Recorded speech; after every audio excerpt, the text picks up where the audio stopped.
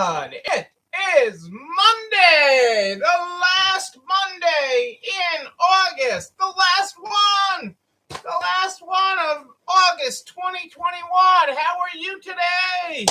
What are you grateful for this Monday night? Tell me about it. Tell me about it. I want to know what you are grateful for. Hey, Kitty, how are you? How was your Monday? Tell me about your day. What is exciting in Illinois?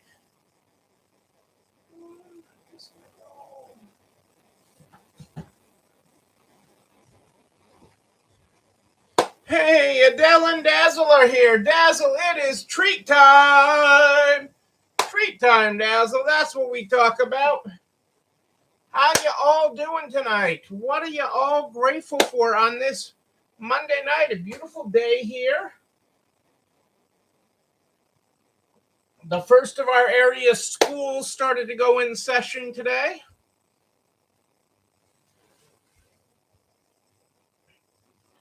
All right, a decent day of sales and no crap over masks. That's a win. No crap for the win.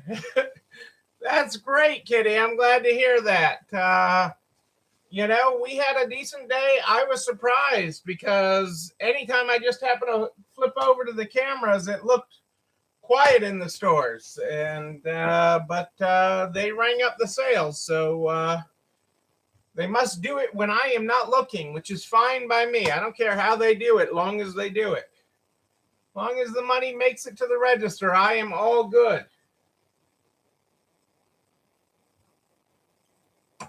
That is what I say. Get me that money to the register and I am good. Oh, but I am excited to be here tonight. We've got a lot to cover, so I'm going to get started with the Good Morning, Good Night book. The Good Morning, Good Night book is how we start every night. And tonight we're on page 140. Good morning. This feeling will pass. This workload will pass. These people will pass. But look at you with the gift of memory. You can time travel to the good stuff just by closing your eyes and breathing. Then come right back to now. Eyes up for the good stuff ahead. You magic thing. Quite honestly, Kitty, I think the state mask mandates hold up much better than the town ones. It's the town ones and the individual business ones that people like to fight the most. I mean, there are people that ignore the state ones and everything else, but it is those when there's a state one, it is much easier to gain compliance, in my opinion. But it's tough. It's tough. It is tough. Oops, I forgot my other list here. Hang on a second. I knew I forgot something.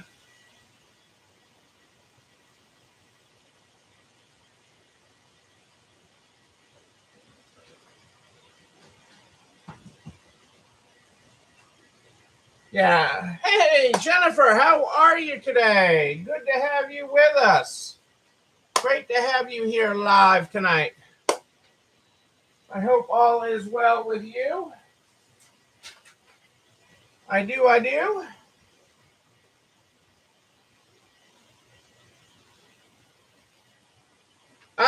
There's a lot going on today, so I'm going to get into it. And then I'm going to get into what I said I was going to talk about tonight or this week. But I wanted to update you on a few things.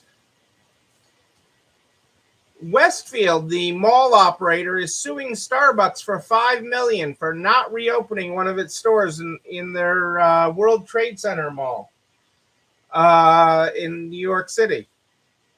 They're suing them for $5.2 million in back and future rent for not reopening the store as required when the guidelines, when the pandemic restrictions were lifted. Which is interesting, I mean, they're going after these guys that have the money. And that's after Starbucks sent letters to all their landlords originally saying we wanted rent concessions for 12 months. after when things were reopening. But they must have forgotten that store and forgot to reopen it. Who else is getting into the hot resale game? Resale is hot. Resale is hot. And who wants in but IKEA? IKEA is getting into the resale game. And they're starting it in suburban Philadelphia. IKEA is piloting a limited buyback and resale service in Philadelphia with the goal of rolling it out to all its U.S. stores. Customers enrolled in their loyalty program can bring fully assembled and functional IKEA furniture to the company's Conshohocken, Pennsylvania location from August 30th to September 19th. Furniture deemed appropriate for resale based on condition, age, and functionality will be sold in the store's as is section. That is going to be interesting, them getting into that. That is going to be interesting. It's just another player. And that in the resale marketplace. We are broadcasting tonight on Facebook and YouTube. Any problems with Facebook, hop right on over to YouTube. Bojangles, the restaurant chain, the North Carolina-based restaurant chain, is now going to is going to close all company-owned locations for 2 days. In 1 day in August and 1 day in September. They only got 1 day left of August, so I guess it's tomorrow. And it's really to give their staff a break from all the crap. So they're going to close for 2 days. Are they giving them paid days? Hang on a second.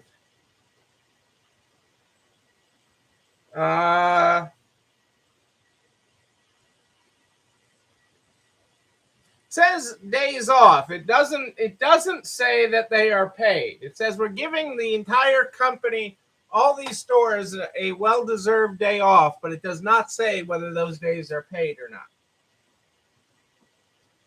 not. It is also interesting how Wall Street is continuing to analyze the earnings of Ross stores, Burlington stores, the TJ Maxx companies, and one of the figures that they're staring at is quarter-ending inventories. Quarter-ending inventories is what they're looking at. I wonder who else has talked about inventory. Has anybody here talked about inventory and that you need to raise your inventory levels? Kind of what Wall Street is thinking of the discount guys. Ross's quarter-end inventories were down 5%. Burlington stores' inventories fell 7%. And it was obscured in TJX's numbers, but they're less worried about it at TJ Maxx because of the amount of global buying offices they have. They have 13 global buying offices, more than 18,000 vendors, and 100 plus sourcing countries that they believe TJX, the TJ Maxx, Marshalls, etc., are more okay to weather things. But really looking at inventories being down and whether that will translate into the sales, all of these companies have not given Wall Street forecasts moving forward for the third and fourth quarter because of uncertainty in the marketplace. In a good sign for the economy, I know as we're dealing with a lot of different things, it's like, is this a good thing? But yes, breakfast is returning to most Taco Bells, and I'm not suggesting that you run out to Taco Bell for breakfast, okay? But the fact that it is economical for them to be returning to serving breakfast, that morning crowds are starting to pick back up again, that kind of drive time is a good thing. Wendy's is doing the same thing. Wendy's is investing, and Wendy's is also putting $25 million behind it in advertising. So Wendy's is doing the same thing to get people back to breakfast. So that is a good thing. Again, people back on a schedule. There's going to be more people on a schedule even if they're not fully going back to the office, they're going to be getting the kids to school. They're going to be doing things and getting people out and about. So that is a good thing. There's a couple of crazy things working their way through state legislatures. California has two proposals have been introduced. They hopefully will die, but this is California. One is to introduce mandated vaccinations for employees of certain business and also require some but not all businesses that are open to the public to verify the vaccination status of their customers. Requires businesses such as hotels, restaurants, gyms, theaters to verify vaccination status of the customers. It also requires employers covered by the California Fair Employment and Housing Act to verify their employees eligible for vaccinations have been fully vaccinated. So you'd have to check your employees too. And employers would be required to provide 24 hours of paid supplemental sick leave to allow people to get the vaccine or recover from its side effects. Another bill which was offered would require employers, as a condition of employment, an employee to be fully vaccinated from COVID. The outcome of either bill is uncertain at this time. And in Texas, everything's just a confusing mess with the mask mandates in Dallas County and the continuing legal challenges. Everybody's got a legal challenge, and which day that you're on with that is an interesting thing. From the legal desk, while we're talking legal, I came across this in one of my HR things about asking about vaccination status in the hiring blog. Because companies are now asking it, whether you're vaccinated or not. But the employment lawyers are saying you can ask it, but you can't deny an interview to somebody based on that. If they are otherwise qualified for the job, you have to offer them an interview. Okay, if they would be vaccinated, they would get the interview. They should get an interview. So that is an interesting thing for those of you looking to have 100% vaccinated workforce, that you can ask the question whether they're vaccinated as part of the hiring process, but you can't exclude them from interviewing. You can exclude them from taking employment, okay, if you are doing that across the board, but you have to give them the opportunity as part of getting offered a job to get vaccinated. So that is the legal two-step that you need to do with that. So you can't exclude somebody. You can ask as part of the application whether they are vaccinated. You can't exclude them from being interviewed if they are not vaccinated and otherwise qualified to be interviewed. Okay. And 3, you can, if they are qualified and they would make a good candidate and you would want to offer them the job if they were vaccinated, you can offer them the job conditional on them getting vaccinated. So a lot of two-stepping and stuff. More just be aware of it is what I want you to be aware of that situation, because it is part of the workforce. It is part of what we're walking through right now. And while we have employment lawyers helping us, okay, you got to remember that there will be also lawyers out there trying to attack us. So attack businesses. So that is important to know.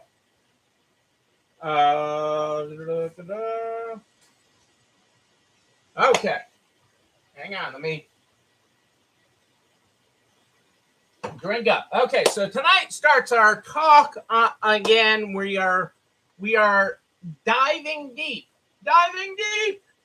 I guess I should get up on the ladder and dive deep. We are diving deep on the employee retention tax credit this week. That is our big topic That is the topic of the week, is the employee retention tax credit. Okay, it is what we are talking about, the ERC or ERTC. It is what we are talking about as one of our primary underlying topics of the week, so that we can get people through this. So there's a lot to it, and I'm going to do my best to step through the highlights tonight. Tonight we'll start with 2020 because because there's eligibility for it in 2020, and the rules are completely different in 2021. So let's try to understand how the employee retention tax credit exists in 2020, how you might qualify for it, and we can work forward. And then, absolutely this week we will step through the actual paperwork and uncomplicate, make sense out of the IRS forms, which can be intimidatingly complicated. I've just got all sorts of words tonight.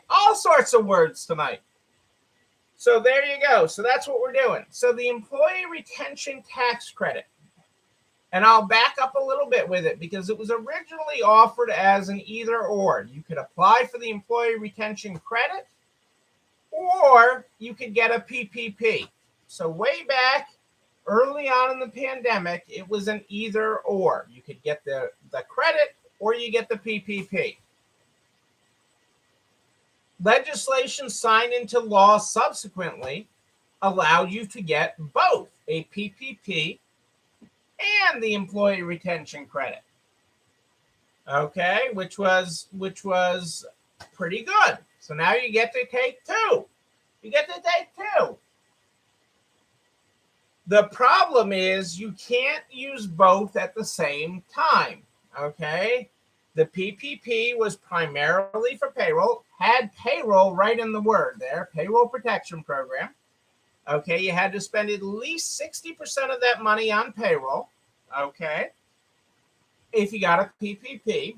And the employee retention, okay, literally has employee and retention. It's talking about payroll. It's talking about helping you with payroll. Okay, and so it is giving you payroll dollars, but you can't get it for any payroll that was paid for with the PPP or any other grants. Some of you got some state grants, some local grants. So you have to really separate how you used all this money, okay? You have to sit down and you have to look at your payroll journals, especially your payroll journals. And right now I'm just talking 2020, okay? Because the rules are different in 2021. So I want to get us through the 2020 rules, and then we'll talk about 2021. In 2020, whatever period you used for your PPP and the payroll, you need to take that block of time and the money that you use for payroll, especially if you've already applied for forgiveness. Some of you applied for forgiveness and said 100% of it was used on payroll. Well, that's fine. You just need to add up from the day of deposit of your PPP, because that's when your clock starts, okay, the payroll that you used for that, and line that up. Okay, you also need to line up any grants that you may have gotten for payroll and line that up and put that aside. And with your calendar out, because the period that you applied for forgiveness matters. Okay, what play you have to do with this, which payrolls you use, depends on what dates you used for forgiveness. For the PPP, you had anywhere from 8 to 24 weeks to use your PPP from the date it was deposited in your account. From the date it hit your bank account, you had 8 to 24 weeks.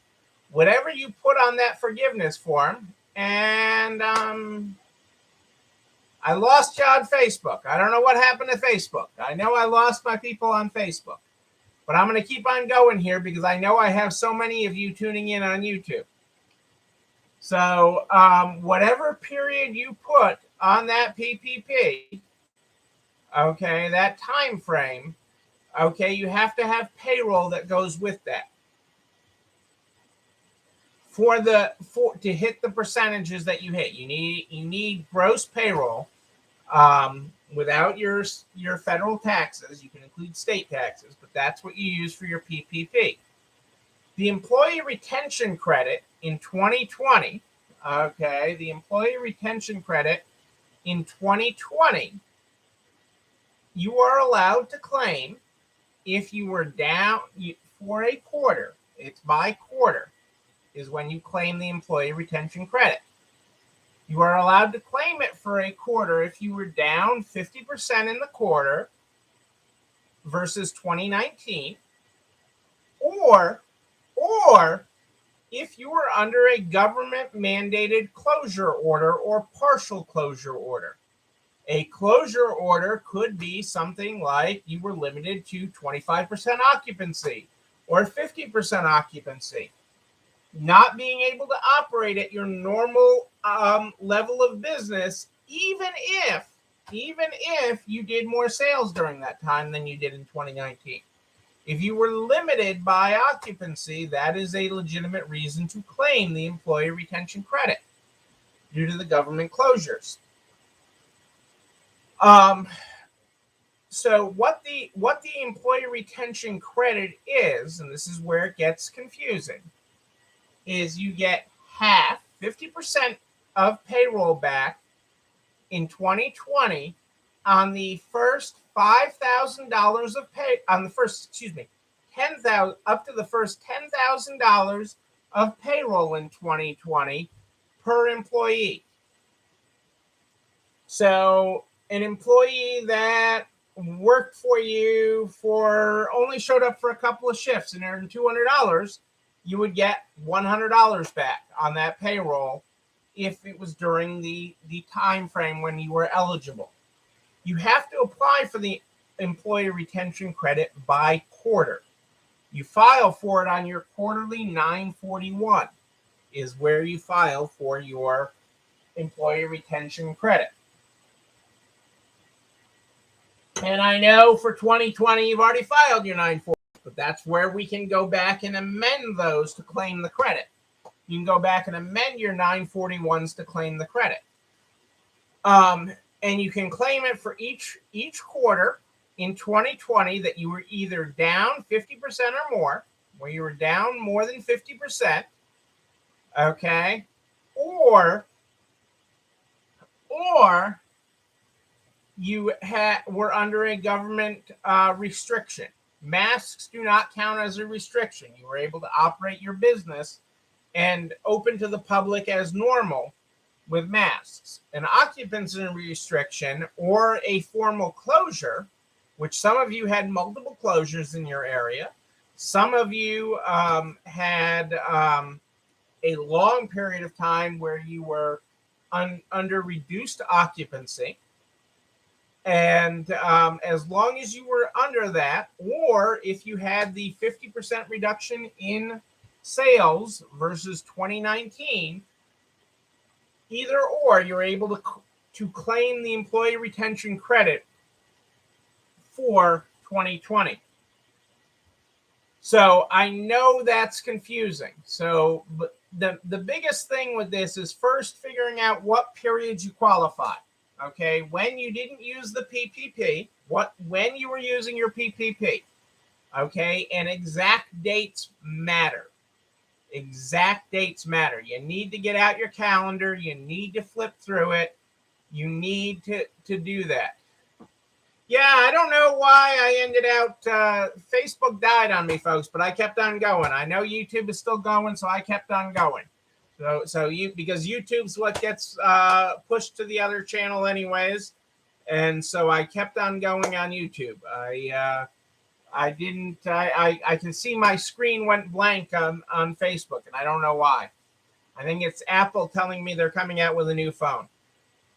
Um, so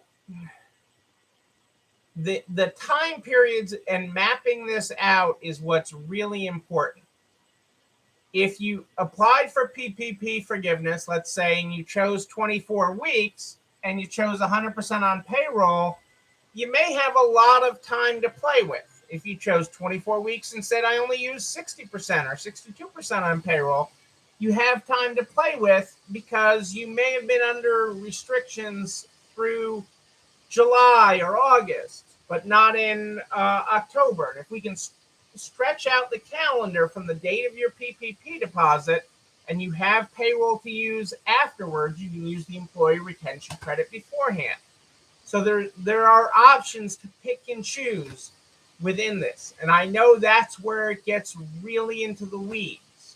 This is a very weedy credit, okay, but it is big money.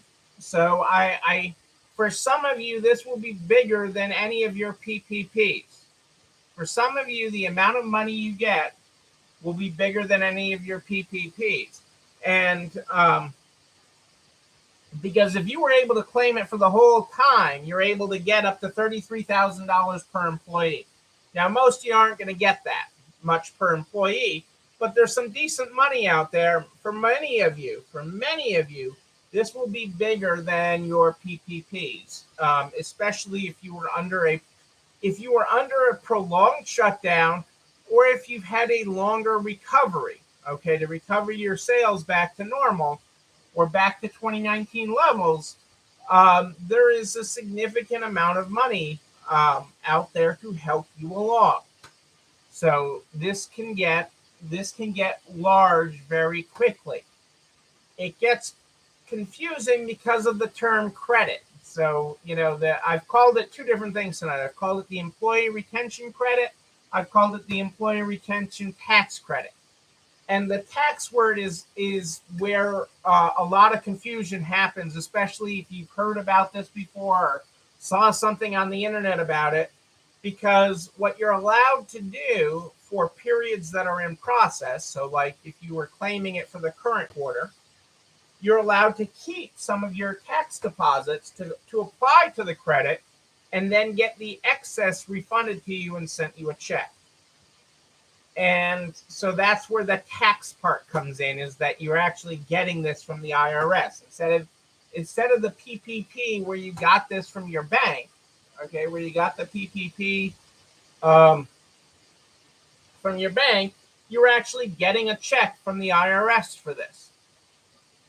But it is extremely difficult. The difficult part is actually sitting with a calendar, and I can't stress that enough. I only have my Enterprise Bank big wall calendar. I don't have a flip top. Oh, actually, I do have a flip top calendar. Yeah, I'll borrow from Cassandra's desk.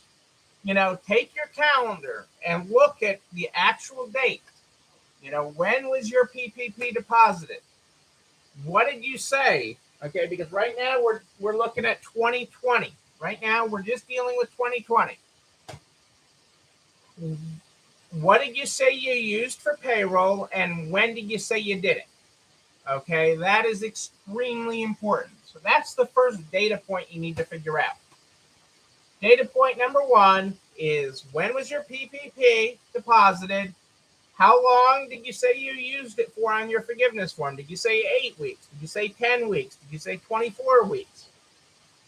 How much of your PPP did you say you used towards payroll? That's your first set of data points that you need to figure out. Okay, that is step one. Step two is figuring out what your sales were by quarter in 2020 versus 2019. Sales by quarter for 2020 versus 2019. To first see if you meet the dollars test. Okay, do you meet the dollars test in any of those quarters by being down 50% or more? If you're down 50% or more in any of those quarters, you automatically qualify to claim the credit. If you and so for that, you you qualify to claim the credit for that quarter in 2020. And it's for any employees that you had during that quarter if you meet the sales test. If you meet the government orders test, okay, which is the alternate test, okay, were you restricted because of a government order? Were you shut down? Were you required to be limited occupancy or limited hours? Limited occupancy or limited hours, okay, which depending on your jurisdiction, okay, you could have had a county restriction. You could have had a state restriction. Did you have a restriction on either of those things? That is one of the most common and longest things for retail. Retail and restaurants especially. Retail, restaurants, gyms, theaters. We get a lot of those that tune in on YouTube. Okay. That is the most common restriction, is occupancy or hours restrictions. If you were restricted on any of those until you were back at 100%, okay, allowed to operate, not whether you did operate, but until you were allowed to operate at 100%, you're able to claim the credit, okay? But when that stops, on the day that restriction stops and you're back to 100%, is the day the credit stops. So if your governor on July 12th ended your occupancy restrictions, that's when your eligibility, if you're using the government restriction criteria, that is when it stops. Whereas if your sales were down, you get to claim it for the whole quarter, even if you restore sales. So if your sales were down in the first, if your sales were down in the third quarter versus 2020, you get to claim it for the whole quarter. So is that clear as mud? Is that clear as mud? I know that that's a lot throwing at you. Okay, so you're trying to figure out two different key things. You're trying to figure out how and when you used your PPP in 2020, and you're trying to figure out your government restrictions. Is there any easy website for restrictions? It's really the governor's executive orders is usually the best spot for it. But there were so many county restrictions that it becomes really hard. There is not a direct straight line to that. Most states had some form of governor restrictions, okay, especially northern states, on occupancy. Okay, it is the biggest single thing that is out there. And so I refer you to your state websites for that, because they were really wild and crazy. And some of the aggregate websites really weren't up to date as we would like them to be. But so those are the two things you're figuring out first. If you can figure that out, then we're going to get down into payroll. But payroll, the thing you're going to need for payroll. So let's talk about that. We've talked about your PPP and mapping that out. We've talked about the dates for that and your forgiveness, which is really important, what you did for forgiveness on your first PPP. And we've talked about government restrictions or sales to qualify for the employee retention credit. When we get into the weeds of the employee retention credit, we're getting down to the employee level. So the next thing we're going to do, and what we're going to get into tomorrow night, is we're going to get down to the employee level on the credit, because it is per employee. This credit is per employee. And so every employee matters. Yes, that employee that did not work for you for more than one shift, that matters. The employee that worked for you for a month, or the employee, all this payroll matters. Everybody that got a paycheck matters. So I can't stress that enough. All of that matters. And so we're going to get into the weeds on employees starting tomorrow night. We will get it. We will dive into the weeds. This is a very weedy topic. There's a lot of weeds in this topic, but at the bottom of the weeds, of all this, there is a lot of money to help you out. So I can't stress that part enough. There is a lot of money available to help you. And so that is why we dive through the weeds. Normally you're like, get me out of the weeds, get me out of the weeds. And this is clingy weeds, kind of seaweedy. But we get through the weeds, and you do find the money that will help you in your business. And that is why we do this. That is why we are digging deep here on week 76-77. Week 76-77 is why we are doing this. So we're going to continue doing this. Hopefully Facebook will better cooperate tomorrow night so that we can, because I know it's easier to post the questions on Facebook sometimes than it is on YouTube. Certainly easier for me to see them. And we will cover all that. You know what else we cover? Is everything I talk about. All the files, all the links, everything goes over to narcs.org/resale strong by noon the next day.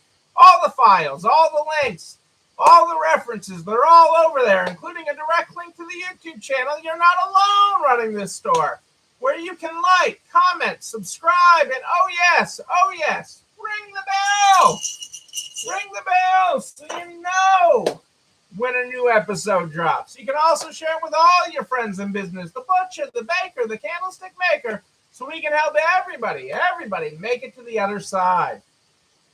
I'm here every night at more 8 than ish, live in the Narcs private Facebook group. But if you have a question in between, you just email me, Neil, Neil at ECIstores.com, Neil at ECIstores.com.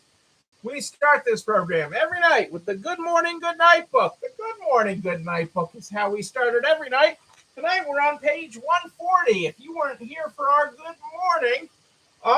morning today was good morning. This feeling will pass. This workload will pass. These people will pass. But look at you with the gift of memory. You can time travel to the good stuff just by closing your eyes and breathing. Then come right back to now. Eyes up. The good stuff ahead, you magic thing. Our good night tonight is good night. This moment will pass. This fatigue will pass. Tonight will pass. But look at you with the gift of imagination. You can teleport to where you're happiest just by closing your eyes and breathing. Then come right back to now. Check in with the present. You magic thing. Ladies and gentlemen, I am Neil Abramson. I do like a good party, a wedding, a bar mitzvah even. We will party again. We will party in person. And when we do, I'm going to be there with you. But until then, and until tomorrow night at more 8 than ish, know that you, and you, but most importantly you, yes, you're not alone running this store. Have a great night, everybody. It's time for dinner.